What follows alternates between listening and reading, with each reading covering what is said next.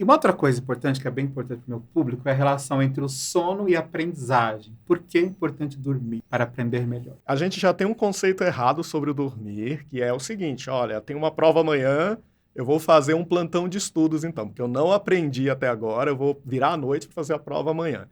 Primeiro passo, né? Isso aí é uma tragédia dupla. Primeiro, porque a gente precisa do sono para consolidar a memória. Esse é o ponto principal. Tudo que eu aprendi durante o dia, eu vou consolidar dormindo. Então, a melhor estratégia para você reforçar o conhecimento, o aprendizado, é dormir. Respeitar o seu corpo, né? Então, a gente fica muito preocupado com fórmulas. O que eu posso suplementar para ter uma memória melhor? O que eu posso suplementar Para para melhorar a um atenção. aprendizado, para atenção? Há situações específicas que alguns diagnósticos que vão precisar de tratamento, seja farmacológicos, suplementações específicas, mas de uma forma geral, o sono é um importante investimento para você realmente aprender e guardar essa memória. A gente faz um backup cerebral quando a gente está dormindo. Então, cara, imagina assim, que eu tenho quantas coisas nos meus 40 anos de vida eu não estou armazenando. Então, aquilo que é inútil, eu vou tirando e colocando novas informações agora nesse contexto do sono. Só que tem uma outra questão importante também que o sono faz, é me capacitar para estar atento para as questões do dia seguinte. Então, quando eu faço um plantão de estudo, além de eu não armazenar aquilo que eu estou estudando, eu estou Vai diminuir comprometendo a sua minha atenção. atenção. Exato. Então, é uma tragédia dupla. Se você não estudou, olha, 10 horas da noite, vá Não tem dormir. milagre, vai. Não tem Dorme e milagre, vê o que dorme, aconteceu. porque é pior não dormir, né? Exato. E a gente também sabe a importância do sono para as pessoas que têm transtornos ali de humor, transtornos de ansiedade. E hoje a nossa sociedade era uma sociedade ansiosa, né? E as pessoas vão percebendo que tem um padrão de sono ali, mas elas não, acabam não entendendo a importância do sono, a gente fica correndo atrás de remédios para dormir, né? A gente tem aí epidemias, pessoas utilizando remédios, sem qualquer indicação. Como que a gente chegou nesse processo de tentar resolver tudo com a medicação, mesmo sem eu saber que eu preciso de fato daquilo? Você sabe que a gente está até esquecendo o processo do adormecimento. E a gente acha que o sono, ele é imediato, como, por exemplo, eu vou ali na tomada e ligo uma lâmpada, uma luz em casa. Deitou, dormiu. Exato. E Não não é é assim. assim. A gente não tem tempo nem para pensar como o nosso corpo está dizendo o momento de dormir. Então, primeiro passo é entender que o sono ele é uma construção que vem desde o momento que eu levantei da minha cama. Então, eu acordei hoje às 6h30, eu já estou construindo o meu sono da noite. Tudo que eu estou fazendo vai colaborar positivamente ou negativamente. Então, sempre quando o paciente vem assim na consulta e vem com dificuldade de sono, e aí muitas vezes ele vem lá, não, porque 8h30 da noite, 9h30, eu desligo tudo, eu estou fazendo isso tudo. Não, vamos voltar lá para o início. Vamos para amanhã. O que você fez quando você acordou? Então, nós precisamos sinalizar para o nosso cérebro todas as informações que vão direcionar o nosso corpo para liberar hormônios que vão permitir ter funções para o dia e para a noite. Então, de manhã, meia hora de luz do sol já é um importante sinalizador, né? E a mesma coisa à noite, tudo eu preciso sinalizar adequadamente para esse sono acontecer. E hoje nós queremos tudo rápido, né? Você vê que tem uma geração de crianças que não consegue assistir um vídeo mais de 1 minuto. Estão condicionados aos 30 segundos aí de algumas redes sociais, Fast né? food chegou em tudo, né? Tudo Tudo é é fast, fast, tudo é fast, fast, fast, fast, fast fast. sleep também, né? É, Então fast sleep. a gente está dormindo e querendo dormir muito rápido. Só que o meu corpo ele começa a preparar isso muito antes do horário do sono. E aí, o que faz a gente dormir muito rápido? O medicamento, né? Mas assim, não sou contrário ao uso de medicamentos, mas eu sou contrário ao uso irracional, sem um diagnóstico, sem uma orientação e sem um acompanhamento adequado, porque isso não é tratamento. Sim. Isso é pedido de ajuda, mas sem nenhum tipo de acompanhamento e intenção muito bem estabelecida. Então, por exemplo, nós começamos a ter muitos problemas aí com o Zolpidem, que é uma medicação que é relativamente segura, mas começou a ser utilizada de forma muito irregular. E as pessoas passaram a ter acesso fácil e começaram até a postar nas redes sociais, né, usando, e começou muito abuso, né? As pessoas estão utilizando 10 comprimidos ou até mais, já vi muito mais do que isso usando. E aí chegamos ao momento em que foi preciso repensar alguns medicamentos e hoje, a partir de agosto de 2024, O Zolpidem ele é um medicamento com uma regulamentação de receita muito mais restritiva, exatamente para diminuir esse acesso fácil à medicação, porque virou um boom. Mas, na verdade, só está mostrando um cenário que é preocupante. Sim. Né? O que é que nós estamos achando que é o sono? E onde chegaremos? Onde chegaremos, né? Porque, na verdade, o que é que a gente faz? Toma remédio para dormir e de dia a gente toma remédio para manter acordado. Para acordar, para ficar atento. Exato. Isso é um contrassenso que eu não consigo. Eu juro que eu tento, às vezes, pensar nessa estratégia, né? É meio polar isso, né? Não, completamente paradoxal, contraditório, né? Mas, assim, cada vez mais eu recebo paciente no consultório usando medicamentos para dormir, medicamentos para acordar. Então, isso realmente é algo que a gente precisa repensar como sociedade. E a melatonina, que ela entrou uma moda ali, né? Todo mundo, você viaja, traz melatonina para mim, a melhor é da Colômbia, traz isso aqui para mim. Você vai aumentando esse processo todo, né? E, de fato, ela é eficaz para se você não tem uma questão de sono?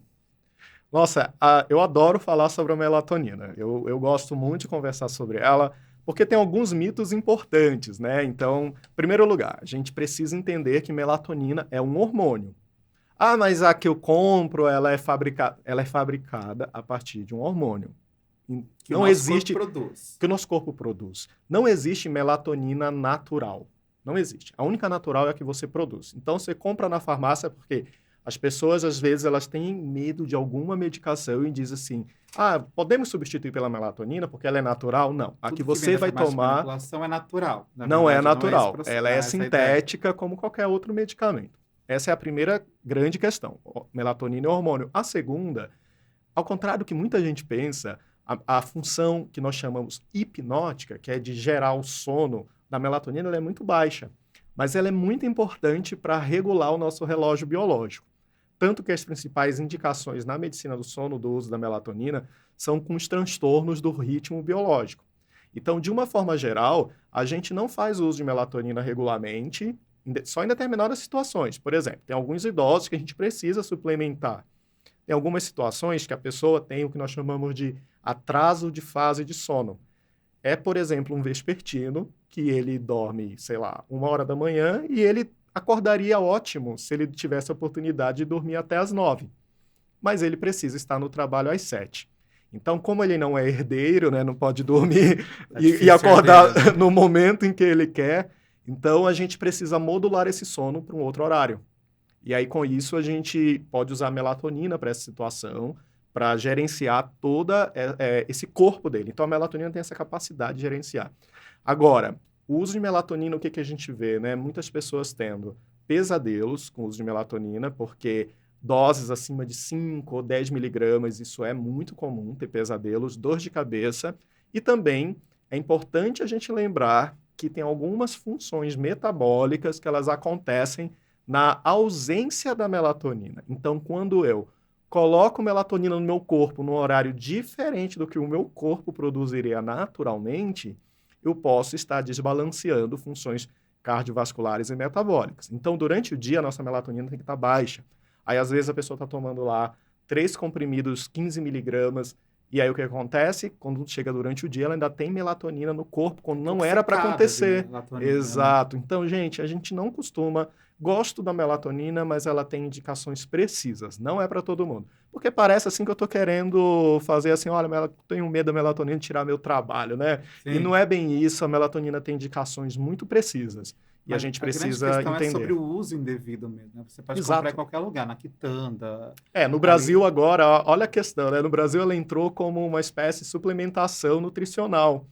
Então, com isso, você encontra numa dose de 0,21 miligramas, né?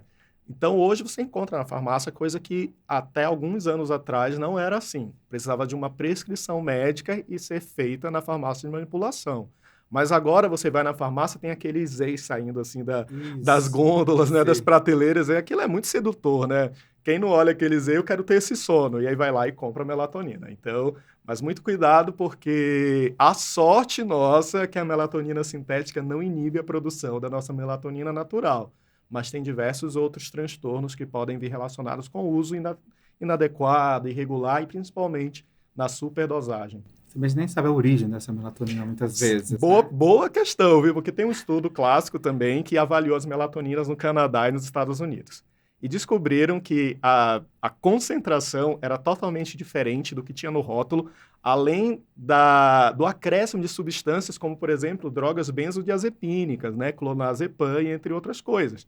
Então, como lá a regulamentação não é que aquilo é um produto medicamentoso, mas um suplemento, então a exigência é muito menor, ele tem uma liberdade maior de suplementar com outras drogas ali. Coisinhas ali na receita, Exato. né? Aí, ó, Vira um mexidão. essa melatonina foi ótima. Eu tomei e apaguei. Será que tinha só melatonina lá mesmo? É bom de ficar atento. Essa questão.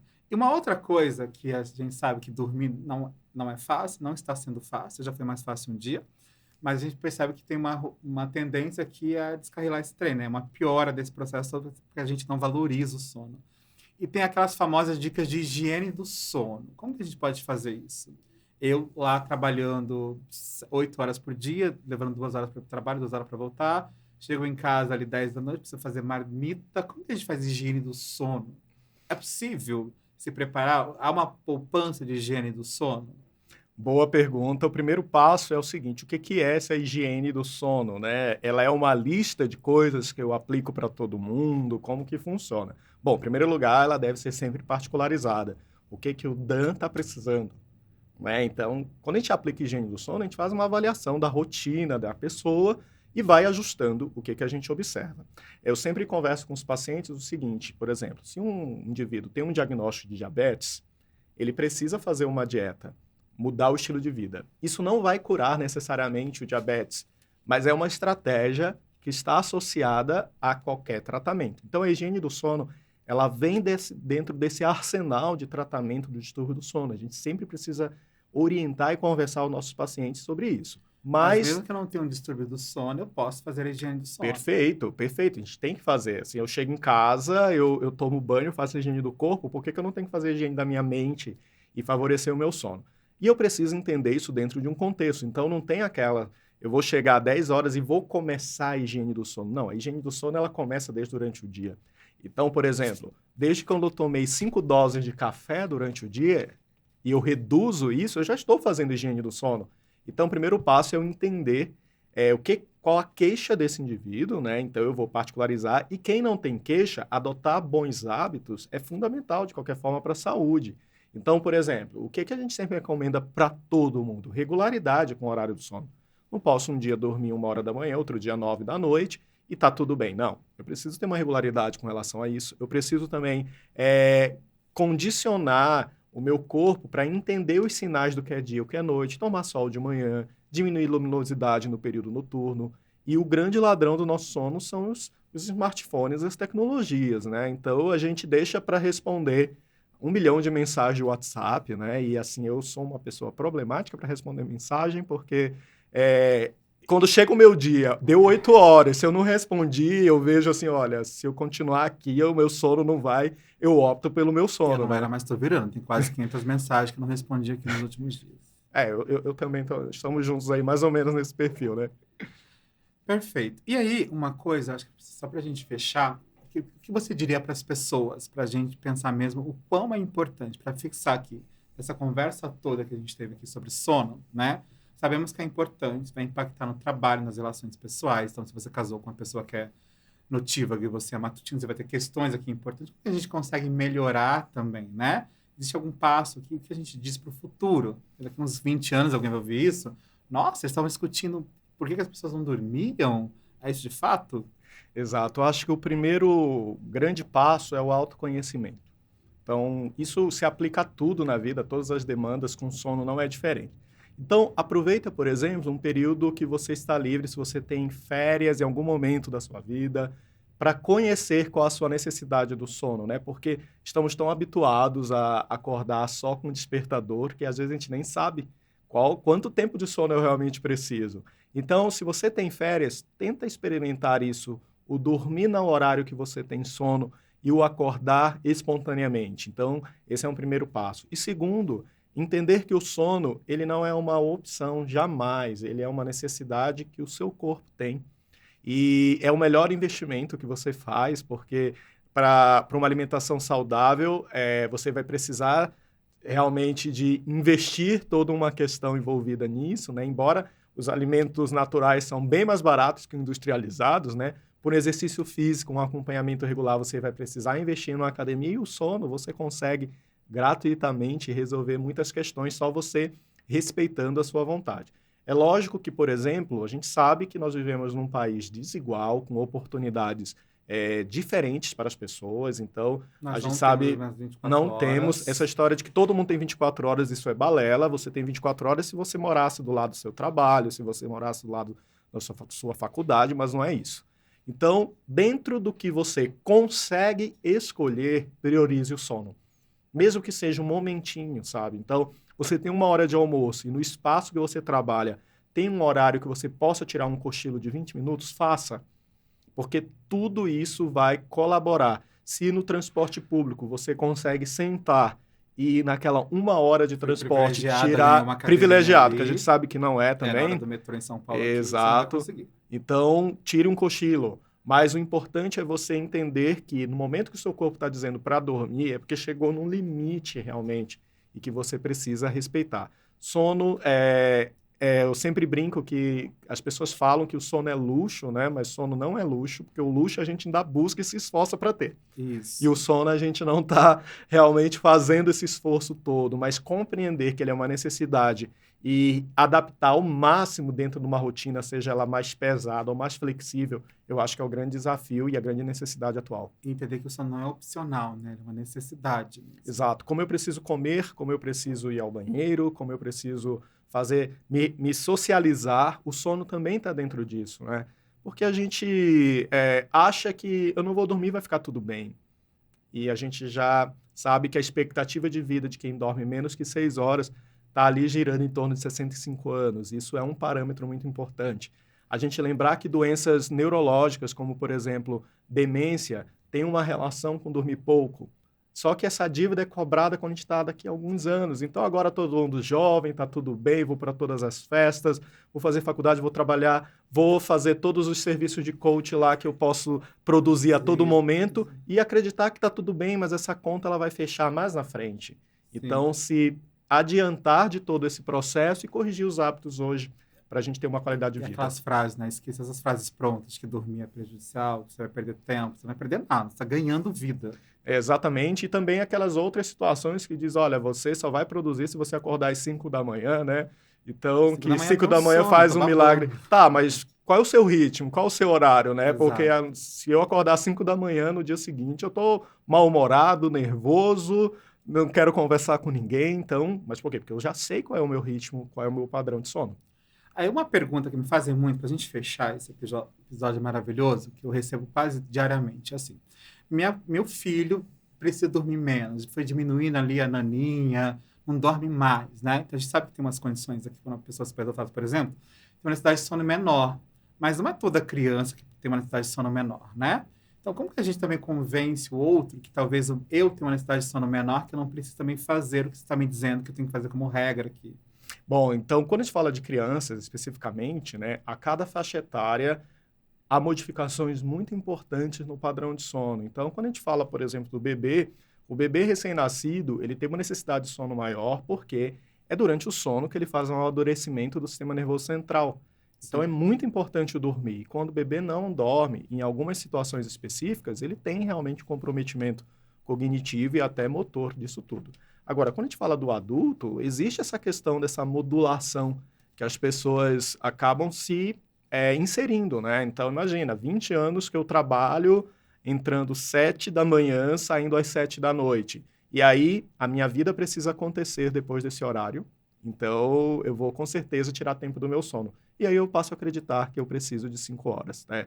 Então, cuidado. Na verdade, o nosso corpo, ele pode dar outros sinais. Nem todo mundo que dorme pouco vai ter sonolência. Tem pessoas que vão ter comportamentos até antagônicos a isso. Elas podem ter mais agitação, podem ter mais irritação. Vem sinais também. Impulsividade é algo muito comum quando a gente fala em criança. Criança que dorme pouco, ela é diferente do adulto. O adulto fica mais cansado, a criança fica, às vezes, violenta na escola. Isso. Não tem paciência. Exato. Eles não fazem essa relação, né? Então, assim, tá impulsividade, tá agressivo, tem algum transtorno aqui. Quando vai perguntar sobre a rotina de sono, não dorme. Exato. Então, a gente precisa, assim, primeiro que criança também, a gente precisa entender os sinais precoces para poder respeitar o momento do sono, né? Funcionamento Tem dela. que ter rotina sempre, rotina para criança. Criança gosta de previsibilidade. Ela gosta de saber o horário que ela vai comer, o horário que ela vai dormir. Quando isso é respeitado, a coisa já tem uma chance muito maior para o sucesso. Obrigado. E esse foi o nosso Unicamente Podcast, falando sobre sono hoje com o Jorge Pinheiro. Um prazer imenso falar com você, um dos melhores, se não o maior médico do sono do país.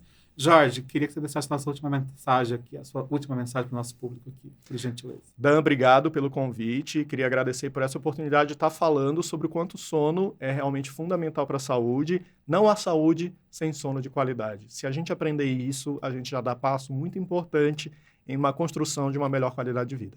Perfeito. E para os nossos seguidores, a nossa audiência, como eles te encontram nas redes sociais? Bom, vocês podem, eu acesso muito o Instagram, vem outras novidades mais para frente que vão ser divulgadas também no meu Instagram, mas vocês me encontram, @Dr. George Pinheiro. Então, estou à disposição. Foi um prazer imenso. Gente, então foi o nosso primeiro podcast aqui. Voltamos em breve.